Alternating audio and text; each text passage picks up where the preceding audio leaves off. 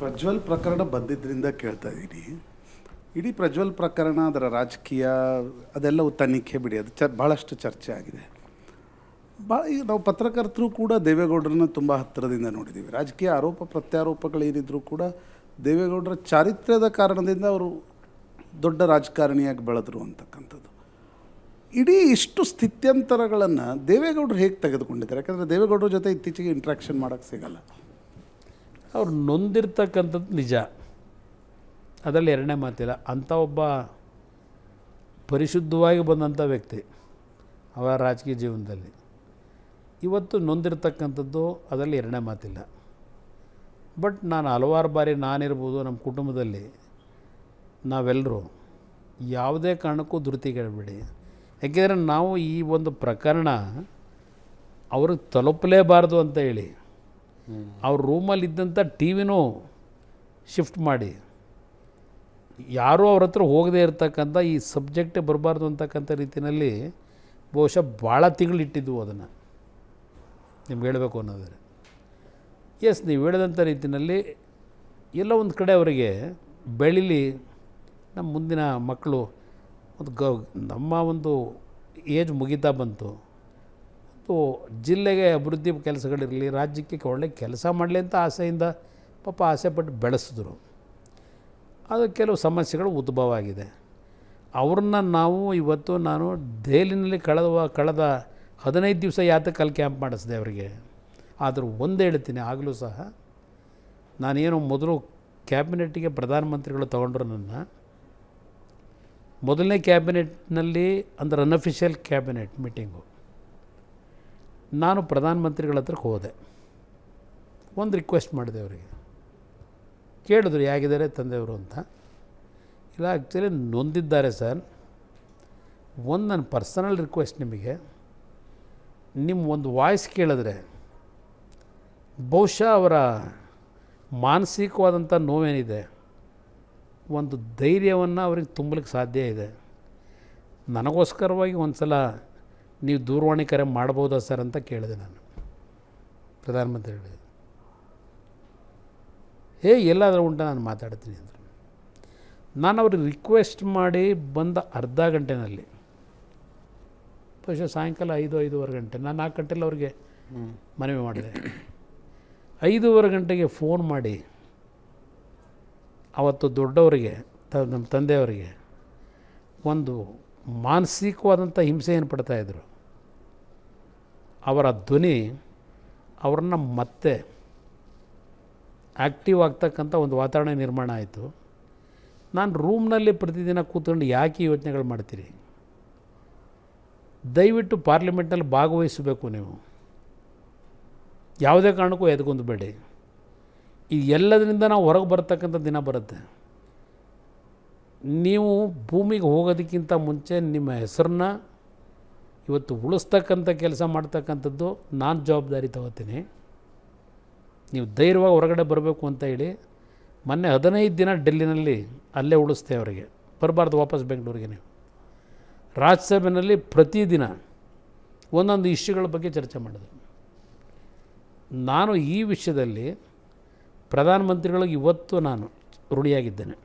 ಅವತ್ತು ನಾನು ಒಂದು ಮಾತಿಗೆ ದೇವೇಗೌಡರಿಗೆ ಫೋನ್ ಮಾಡಿ ಧೈರ್ಯ ತುಂಬಿದಾರಲ್ಲ, ಇದು ಅವ್ರಿಗೆ ಶಕ್ತಿ. ಇವತ್ತು ಮತ್ತೆ ಧೈರ್ಯವಾಗಿ ಪಾರ್ಲಿಮೆಂಟ್ಗೆ ಹೋಗ್ತಕ್ಕಂಥ ಒಂದು ಮಾನಸಿಕ ಸ್ಥೈರ್ಯ ಸಿಕ್ಕಿದೆ.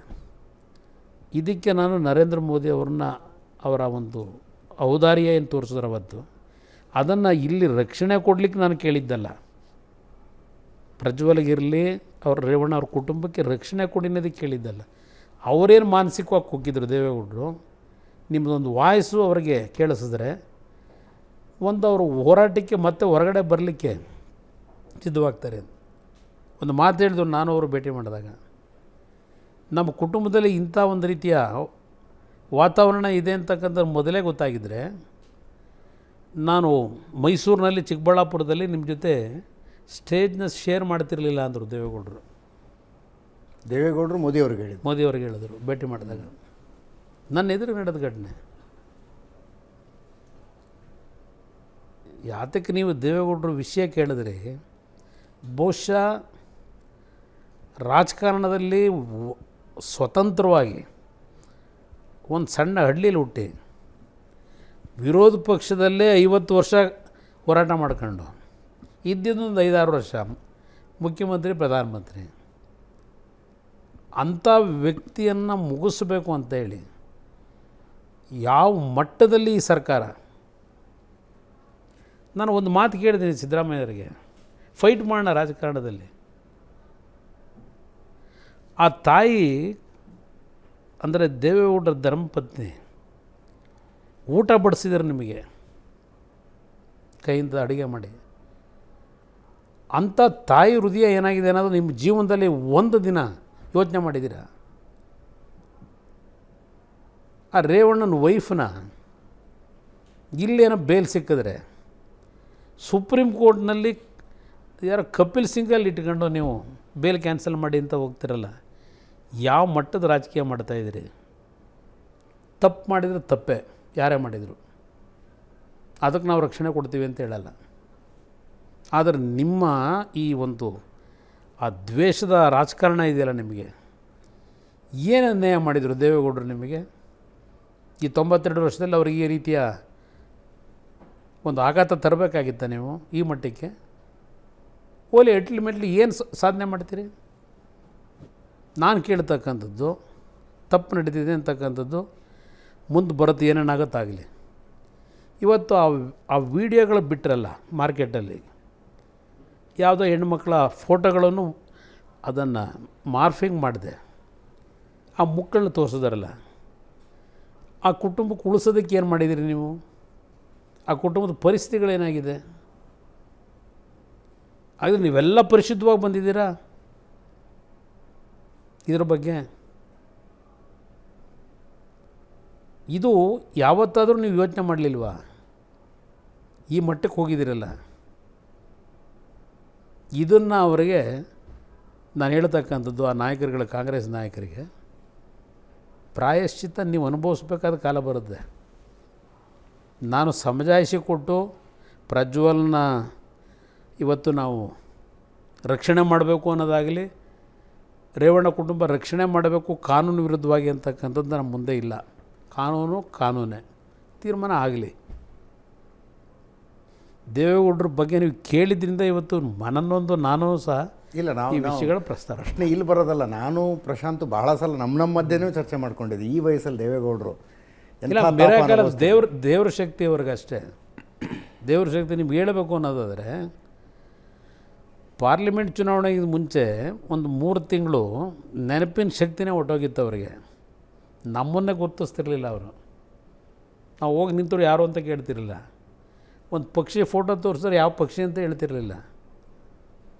ಆ ಒಂದು ಪರಿಸ್ಥಿತಿಗೆ ಹೊಟ್ಟೋಗಿದ್ರು ಅವ್ರು ಮತ್ತೆ ರಿಕವರ್ ಆಗಿರೋದಿದೆಯಲ್ಲ, ಅದು ಅವ್ರು ಏನು ಆ ಶಿವ ಅಂತ ನಂಬ್ತಾರಲ್ಲ, ಆ ಶಿವನ ಒಂದು ರಕ್ಷಣೆಯಿಂದ ಮತ್ತೆ ರಿಕವರ್ ಆಗಿದ್ದಾರೆ ಅಷ್ಟೆ.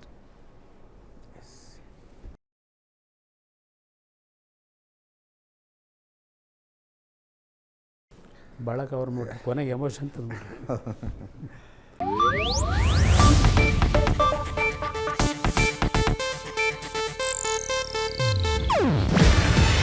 ಇದು ಏಷ್ಯಾನೆಟ್ ನ್ಯೂಸ್ ನೆಟ್ವರ್ಕ್ ಪ್ರಸ್ತುತಿ. ನೀವು ನೋಡ್ತಿದ್ದೀರಾ ಏಷ್ಯಾನೆಟ್ ಸುವರ್ಣ ನ್ಯೂಸ್.